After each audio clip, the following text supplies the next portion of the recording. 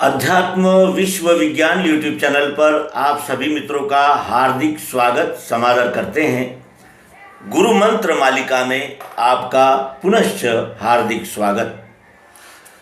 गुरु मंत्र के इस दूसरे अंक में ये भी एक गुरु मंत्र दिया जा सकता है या देना उचित होगा कि हमारी शिक्षा पद्धति में केवल उपार्जन के विषय में ही बताया जाता है।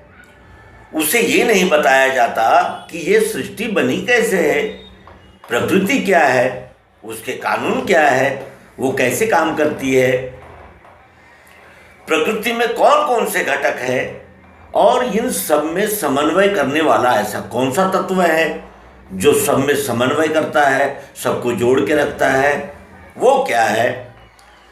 इस विषय में ज्ञान न देकर केवल उपार्जन और व्यर्थ की चर्चा, व्यक्ति पूजा और अनेक प्रकार के, आज अगर हम तटस्थ होकर अभ्यास क्रमों की ओर देखें तो हमारे ऐसा ध्यान में आता है कि उसमें किसी भी विषय की व्यवस्थित जानकारी ही नहीं दी जा रही है, व्यवस्थित नहीं दी जा रही, जिसका उसे आगे के जीवन में कोई उपयोग हो। इस तरह से कोई भी एक विषय, उसे तो अच्छी जानकारी होनी चाहिए जिससे वो उपार्जन का भी विषय बनाए और उस कला उस विद्या में पारंगत भी हो जाए। और दूसरा, भाषा के विषय में उन्हें ये बताया जा रहा है कि विलांटी कहाँ है, अनुस्वार क्या है, और वो रूपक अलंकार क्या है, और ये अलंकार क्या है, और वो अलंकार क्या है। उन्हें जीवन से जुड़ी हुई, अनुभव से जुड़ी हुई कहानियाँ, अनुभव से जुड़े हुए वृत्तांत, अनुभव से जुड़े हुए अनुभव क्यों नहीं दिए जाते और उनका जीवन समृद्ध किया जाता। यानी भौतिक दृष्टि का ज्ञान देने में भी हम अब तक असमर्थ रहे हैं और हमने किसी भी विषय का व्यवस्थित ज्ञान किसी भी विद्यार्थी को नहीं दिया। हमने ये चाहा कि वो सब कुछ पढ़े, और जब वो सब कुछ पढ़कर निकलता है तो उसके ध्यान में आता है कि उसने कुछ भी एक व्यवस्थित नहीं पढ़ा। यानी वो आंखों वाला अंधा बनाकर उसे आप इस जीवन के यानी झंझावातों में झोंक रहे हैं, तो इसका विचार करेगा कौन।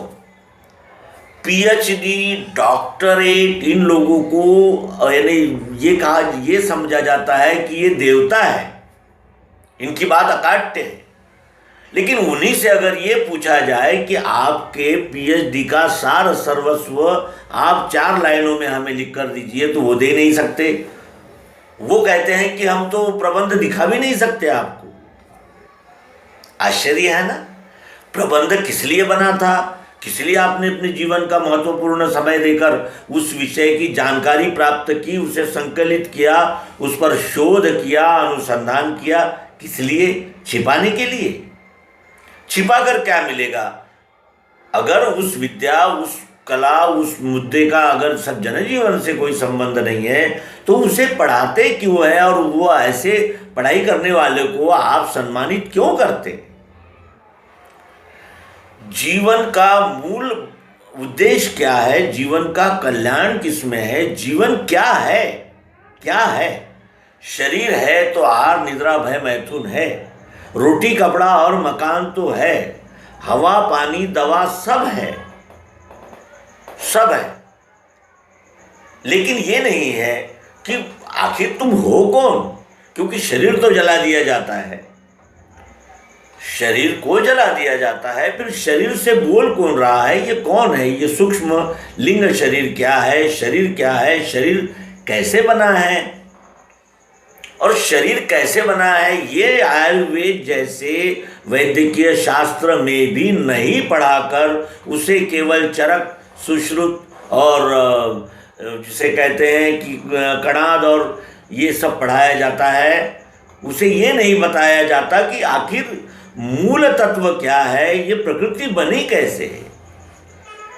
शिक्षण में गांभीर्यता, प्रासंगिकता और जिसे कहते हैं कि पारंगत बनाने की दृष्टि से जो कार्य होना चाहिए वो हो नहीं रहा है।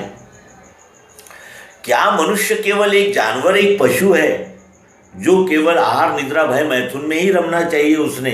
क्या उसको मन नहीं है? क्या उसको बुद्धि नहीं है? क्या नहीं है? चित्त नहीं है?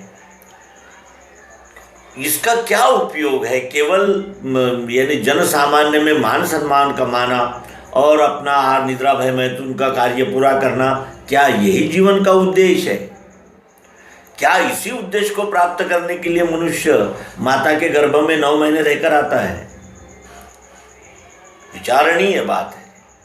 ये गांभीर्यता अगर शिक्षण के क्षेत्र में नहीं आई तो हम जैसे कोई फोड़ा हो और उसका ऑपरेशन न कराकर उसे ऊपर से मलम लगा दिया जाए और ये सोचा जाए कि ये फोड़ा ठीक हो जाएगा, उसी तरह का इस प्रकार हमारा कृत्य है।